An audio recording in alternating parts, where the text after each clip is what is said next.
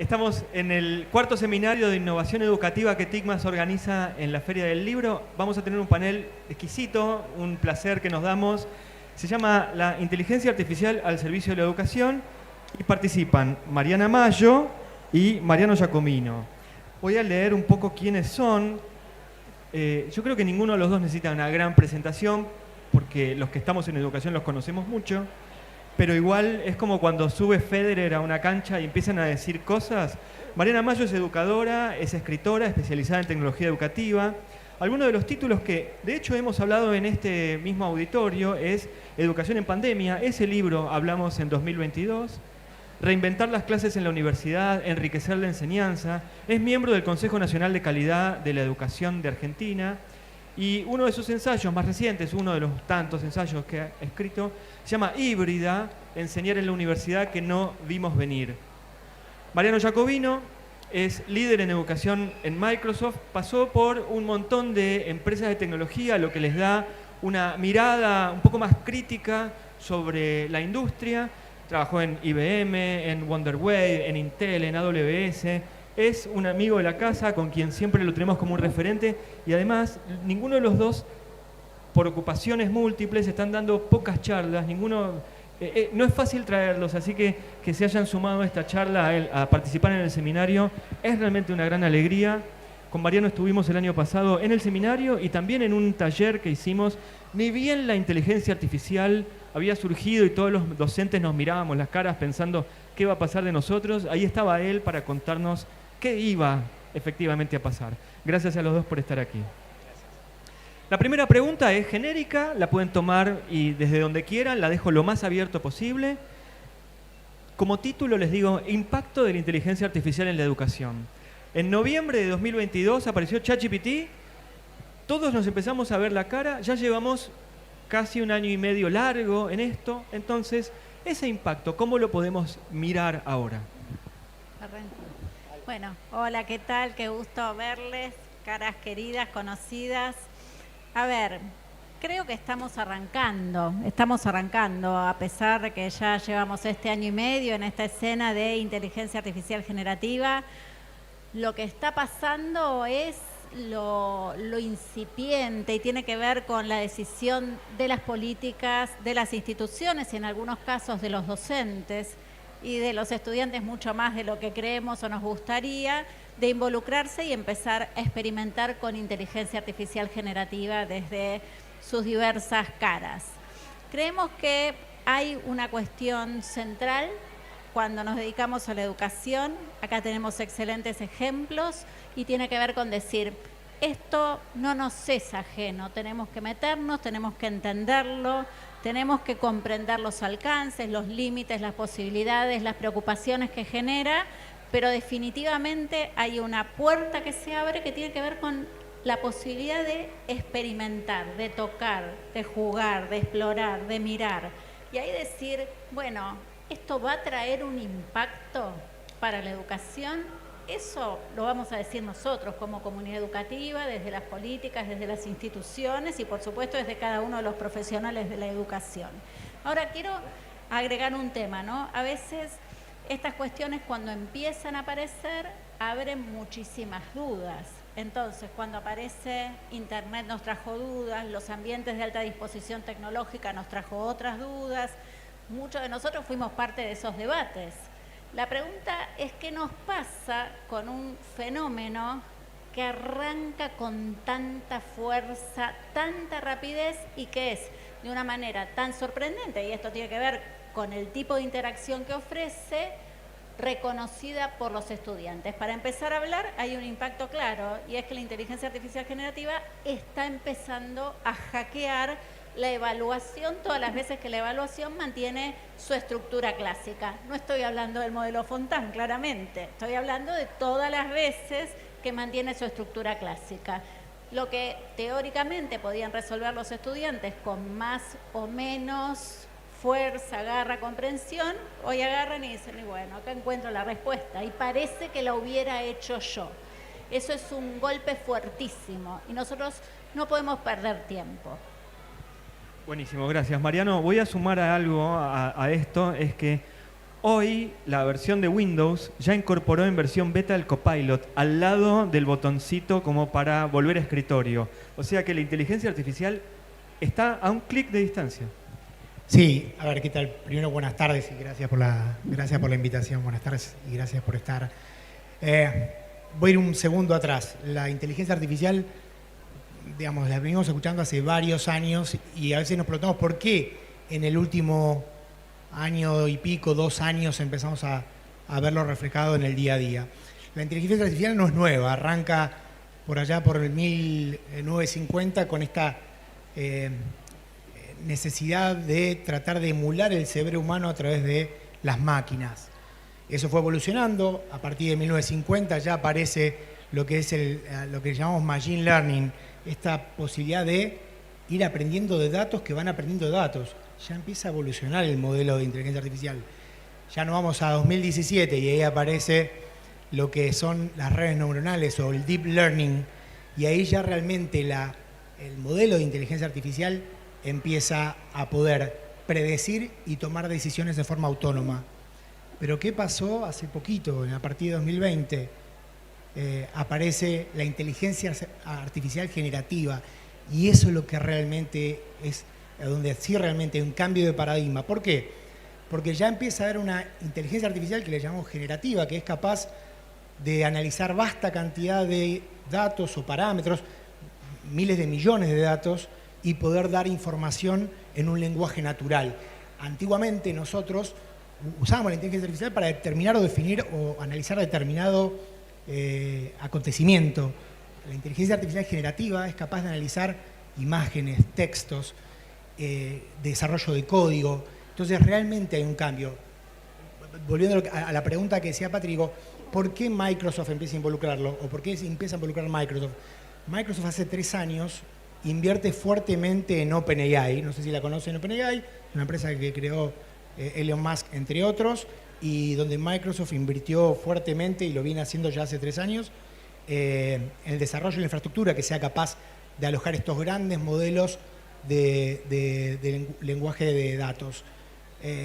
Empezamos a incorporarlo primero en algunas funcionalidades de seguridad, después en lo que es la parte de nuestro CRM o Dynamics, que es la parte de analítica de datos, y ahora lo lanzamos en el que llamamos el 365 Copilot. O sea, al día de hoy, mismo en educación, tenemos una alternativa que ya está disponible en educación, una alternativa gratuita como otra paga, que ya incluye el PowerPoint, el Excel, el Word con Copilot. ¿Quiere decir que va a hacer todo por mí? No, es justamente un Copilot, es un copiloto. ¿Qué me puede ayudar a hacer? Digo, tareas sencillas, resumime un texto. Tengo 130 páginas de un PDF. Le pido, y no tengo que hacer un código, en lenguaje natural.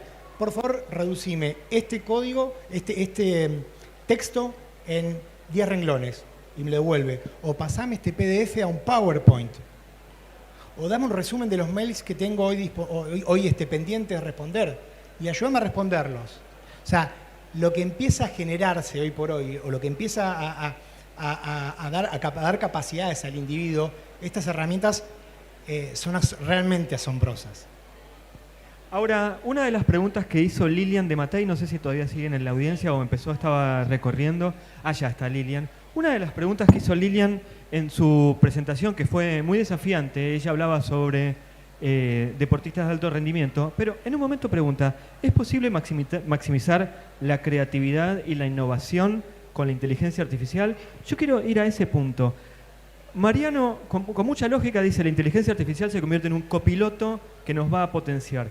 ¿Cómo podemos potenciar la creatividad, la innovación desde ahí? Un tema, retomando la posición de Mariano, Satya Nadella dice, y para mí es totalmente inspirador, nosotros interactuábamos con la inteligencia artificial generativa antes. Lo que pasa ahora es que esto sale de ese lugar opaco en el que nos llegaba a través de diferentes aplicaciones del celular y se nos pone al lado. Esa es la idea de copiloto. Entonces yo le pregunto, digo, y ahí, integrado en nuestras soluciones, implica que podemos ser más expresivos, más creativos, más analíticos, más productivos, dirían algunos, o lo que definamos. Ahora, yo escribo, ¿sí? Escribo largos textos, libros. Y estoy en este momento escribiendo un libro en el que interactúo con Copilot, adentro de Word, adentro del procesador de texto. Copilot no va a escribir una sola palabra por mí, no solo por lo menos por el momento. Pero, por ejemplo, estoy trabajando con consumos culturales de adolescentes desde el punto de vista de redes. Le digo, Copilot, ¿me podés traer los estudios de tendencias de consumos culturales? Y eso que a mí me hubiera llevado 3 horas, 4 horas de trabajo, me lleva 2 minutos. Cuando aparece el párrafo, yo digo, bueno, ahora tengo que decidir qué hacer con esto, la fuente me es rara, tengo que volver a buscar, hacer doble chequeo, tal vez me quedo con alguna de las fuentes que me propone, no tomo el resumen. Todo ese conjunto me lleva 10 minutos. Bueno, yo gané 4 horas de escritura. Es una locura, es una locura, es una locura. Y ahí, Lilian, retomando tu pregunta, que me parece central, el tema es cómo generamos en nuestros estudiantes, que no es ni más ni menos lo que venimos diciendo hace tantos años, esas habilidades cognitivas complejas para que en lugar de ir a buscar, repetir, puedan aprovechar esa escena para, por ejemplo, escribir un libro que sea original en el transcurso de un 5º grado. ¿Por qué no? ¿Sí? Eso no lo va a resolver solo la inteligencia artificial generativa, por más sofisticada que sea. Eso requiere propuestas pedagógicas, didácticas, concebidas con mucha fuerza por parte de los docentes para corrernos del lugar de la repetición, corrernos del lugar de la copia, corrernos del lugar de un como sí y generar con esto mucha más profundidad desde el punto de vista de los actos de construcción de conocimiento y, por supuesto, del aprendizaje. Mariano, ¿querés completar? Sí, a ver, y llevándolo, sí, claramente hay un incremento en la productividad que estamos descubriendo día a día, porque realmente mucho de esto que les contaba, que usamos en el 365, en el copiloto, estamos empezando a tener todos los días métricas de cuánto se optimiza, pero llevándolo al campo de la educación, ¿saben qué porcentaje del trabajo de un docente se podría automatizar con el uso de la inteligencia artificial? 45%. Hay un 53% que siguen siendo sí o sí requerimientos del uso, obviamente, del ser humano, pero hay un 45% de esas tareas del docente en el toma de examen, la rendición de notas, un montón de esa tarea que no agrega valor para el docente, sino que, al contrario, es bastante tediosa. Bueno, se podría automatizar con la inteligencia artificial y liberar mucho de ese tiempo en generar otro tipo de vínculo con los alumnos, un vínculo más cercano, crear otro tipo, preparar las clases por ahí, con esto que tratamos de muchas veces decir, bueno, ¿cómo hackeamos la inteligencia artificial? ¿Cómo desafiamos lo que viene de atrás de la tecnología? Bueno, eso obviamente se va a dar si liberamos al docente el tiempo del trabajo repetitivo. Mariano, tenés el micrófono. Quiero hacerte una pregunta para vos. Tengo una pregunta particular para cada uno. Y la tuya que pensé fue, desde el lado de la tecnología, Mariano tiene mucha experiencia en tecnología de muchos años. La pandemia nos dio una nueva experiencia, la inteligencia artificial nos trae una nueva experiencia. ¿Qué aprendió la tecnología para acompañar a los docentes? Bueno, un poco, a ver, lo que la pandemia nos ayudó obviamente a entender es que hay ciertas soluciones que nosotros las tenemos que dar preparadas a los docentes. Para eso Microsoft desarrolló 2 cosas. Una es el Microsoft Artificial Intelligence Toolkit. Es un documento, está disponible, es gratuito, está online, de 135 páginas, que es básicamente una guía de cómo una entidad educativa, un docente, puede iniciarse en el uso de la inteligencia o la adopción de la inteligencia artificial en el ámbito educativo. Pero también lo que desarrollamos, lo que se llaman los aceleradores de aprendizaje.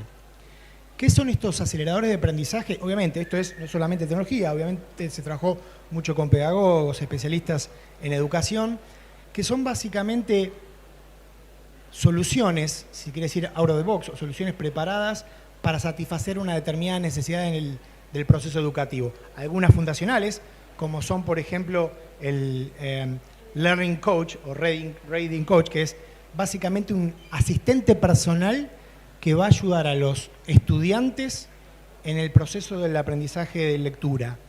Y no solo va a ayudarlo a aprender, sino que le va a dar la retroalimentación en tiempo real y le va a enviar un informe al docente de cuáles son aquellas áreas que tiene que mejorar. Un ejemplo también que es interesante asociado a esto es en Taiwán, en el Ministerio de Educación, implementaron esta especie de Reading Coach, pero para aprendizaje de idioma. ¿Se imaginan un tutor de lenguaje 24/7 disponible para los alumnos? Un tutor de inglés que yo le pueda leer un texto, y un texto hablando de fútbol, de lo que al alumno le interese, y en tiempo real el tutor esté corrigiendo lo que yo estoy leyendo, mejorando la pronunciación, dándome ejercicios para mejorar las áreas donde estoy con un déficit. Bueno, hoy por hoy eso está disponible con la inteligencia artificial generativa. Y eso del punto de vista del aprendizaje del lenguaje, pero también de matemáticas. Hay un acelerador disponible que está en private preview, que está por salir al mercado, que va a ser para aprender matemáticas. De vuelta, imagínense que los alumnos a su propio paso, a su propia disponibilidad, aprendan lenguaje o aprendan matemática con un tutor 24 horas disponible. O sea, la posibilidad que da eso es ilimitada. Y también hay algunos, también no menos importante, aceleradores que trabajan en la parte socioemocional de los alumnos y detectan por ahí faltas de atención o cuando el alumno se está sintiendo desmotivado y le da al docente de vuelta en real time, en tiempo real, información de ese alumno y cuáles son posibles formas de actuar en esos casos. También hay para la última, digo ya, porque ya hay un montón de cosas, hay otro que está disponible porque son bastante nuevos, por eso también me motiva a contarlos. Hay uno que es para aprender de los que le llamamos los future skills, las habilidades del futuro. ¿Cuáles son las habilidades del futuro que los chicos que están hoy en el colegio van a necesitar? Bueno, tenemos aceleradores para aprender eso. Por ejemplo, empezar a aprender de ciencia de datos, ingeniería de datos, cosas que hoy por ahí no están disponibles, pero en el futuro van a ser necesarios. Gracias. Antes de ir a Taiwán, quiero decir que, por ejemplo, en Argentina, la escuela Tomás Alva Edison de Mendoza está haciendo una grandísima experiencia con aceleradores de aprendizaje con resultados asombrosos. Nuestra querida Graciela Betancourt. Ahora te hago, gracias a los dos por esto, te hago una pregunta, pero antes de eso, como una nota al pie, el 24/7 que dice Mariano es mucho más que algo anecdótico, porque nosotros desde TICMAS hemos visto cómo el uso del servidor de los estudiantes, de los adolescentes, es muy por la noche a veces, tipo se ponen a estudiar 12:30 de la noche. O sea, tener esa disponibilidad en cualquier momento del día es mucho más que la idea de bueno, lo puedes usar cuando quieras. No, lo usan realmente cuando quieren, en un momento en el que el docente está durmiendo, por ejemplo. Mariana, yo, así como le hacía una pregunta a Mariano, quería hacerte una voz, y en algún momento vos también pusiste a los docentes con la pandemia, pero yo lo voy a traer con la tecnología y con la inteligencia artificial. Decías, los docentes nos volvimos a colocar como sujetos de aprendizaje. ¿Cómo cambió la mirada del docente desde que se convirtió en un sujeto de aprendizaje? Sí, gracias, Patricio, por esta pregunta. Yo creo que la pandemia nos puso en una escena completamente inédita, pero también muy complicada, porque más allá de lo que se abrió en términos de posibilidades, y no solo un sujeto de aprendizaje individual, sino fundamentalmente un sujeto de aprendizaje colectivo, la docencia, todo lo que sucedió fue en un contexto muy difícil y además donde había que dar respuesta no rápida, mucho más que rápida, porque de eso dependía seguir educando. Creo que de eso muestra nuestra capacidad de aprendizaje. En un contexto de aislamiento social preventivo obligatorio, el sistema educativo reacciona y se mantiene en funcionamiento con todas las dificultades que eso significó. Esa capacidad de aprendizaje hoy nos tiene que, me parece, hacer un juego distinto, que no es por reacción. Es un juego que tiene que ver con decir, esto está pasando y esto me interpela desde el punto de vista de mi trabajo. Por supuesto, esto requiere condiciones que se crean a nivel de las instituciones y condiciones que se crean a nivel de las políticas que tienen que acompañar a la docencia en estos procesos de experimentación. Pero hay algo, vuelvo a lo que planteaba antes, no tengo, o sea, el camino es decir, bueno, yo con qué podría interactuar, en qué tema, con qué búsqueda, qué podría estar haciendo con mis estudiantes en este momento para ver si lengua se les vuelve algo muchísimo más atractivo porque empiezan a escribir cuentos a la manera de cierto autor o autora. Hay que pensar en ese escenario, que es un escenario de mayor riqueza, de mayor amplitud, incluso de mayor diversidad, de nuevo, una construcción pedagógica y decir, acá me tengo que meter. ¿Qué va a pasar? Como nos pasa siempre a los docentes, van a suceder cosas que nos gustan más y cosas que nos gustan menos. Y ahí viene un trabajo de documentación, de comprensión, de análisis, de tomar decisiones y decir, esto no lo voy a volver a hacer porque no me gusta cómo salió. Sin embargo, acá encuentro una línea de articulación donde, pensando en la construcción de conocimiento original, nosotros nos podríamos juntar 3 materias y generar esto. Un libro que es para la comunidad, donde toma todos los temas que nos preocupan desde el punto de vista de algún estudio que hicimos. Poder construir ese objeto es un acto pedagógico gigante. Y ahí la inteligencia artificial tiene que jugar como habilitador de esto que yo quiero hacer con mis colegas. No porque me lo marca la tecnología, sino por una decisión nuestra, política, pedagógico-didáctica. Les hago la última pregunta y les agradezco el tiempo. Hay otra frase que en alguna charla, creo que en una charla que tuvimos nosotros, dijiste, la escuela es un lugar crítico para la sociedad. Creo que eso surgió también de pandemia, ¿no? La idea de que la escuela es un lugar crítico. Quería preguntarles a los dos por esa idea, desde el lado de cómo la tecnología interviene en un lugar crítico y del lado de cómo la escuela interviene en la sociedad. Sí, a ver, la realidad, digo, y volviendo a lo que es la inteligencia artificial generativa, o cómo está cambiando el paradigma en la educación, yo creo que hoy por hoy no es una opción adoptar la tecnología en el ámbito escolar, porque va a pasar, digo, querramos o no, los chicos ya hoy por hoy están usando ChatGPT, los docentes están usando el ChatGPT para el uso o el armado de clases o para respuestas de tareas. Yo creo que lo que viene es para, hablando y volviendo a lo que decíamos de copiloto, es para enriquecer la tarea del docente. Yo les decía, hay 45% de las actividades que se pueden automatizar, pero hay 53% que son parte del docente y esas no se van a poder automatizar. Entonces, sí lo que va a requerir es que nos replanteemos este cambio de paradigma que tenemos y cómo lo abrazamos. Y en un punto no menor es cómo aseguramos que el abrazar esta tecnología de la inteligencia artificial sea una inteligencia artificial responsable. ¿Qué quiere decir que sea responsable? Que sea equitativa, que sea segura, que esté disponible para todo el mundo, porque si no vamos a tener gente que, de acuerdo a la capacidad económica, tenga acceso a tecnología y hay gente que no, que decía que respete los derechos de propiedad, que no tenga ese sesgo que muchas veces puede llegar a tener el tipo de tecnología. Entonces, es importante, digamos, va a atravesar, digamos, el día, querramos o no, va a entrar o va a irrumpir en nuestro sistema educativo. Lo que de nuestro lado, nuestro consejo es empezar ya a capacitarse y de hecho es uno de los desafíos. Cuando tuvimos hace unos días, hicimos un informe en conjunto con IDC que marca cuáles son uno de los principales desafíos de la inteligencia artificial o de la adopción de la inteligencia artificial en la industria. Hablamos de la parte esta, lo que le acabo de decir recién, del tema de los miedos a la información, a la privacidad, es uno de esos.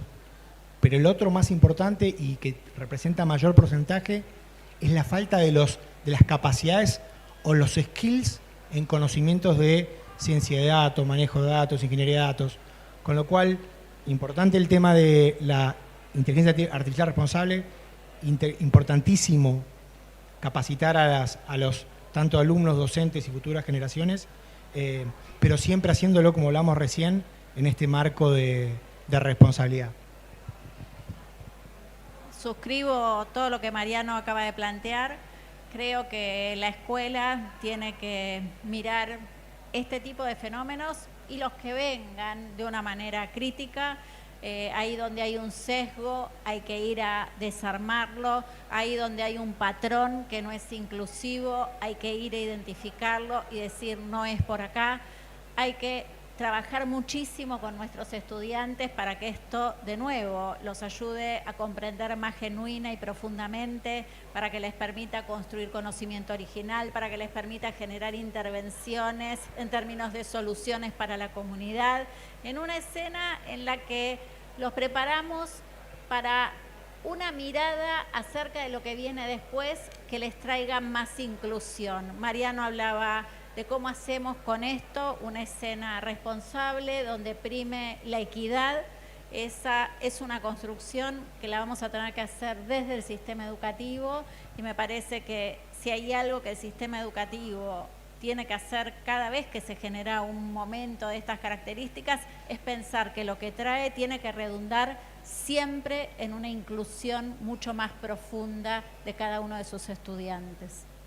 Mariana y Mariano, a los dos les quiero agradecer la generosidad y la claridad en las respuestas, como siempre. Ha sido un placer volverlos a ver y volver a tenerlos en el Seminario de Innovación Educativa de TICMAS. Gracias por haber estado en el auditorio. Gracias a vos, Patricio.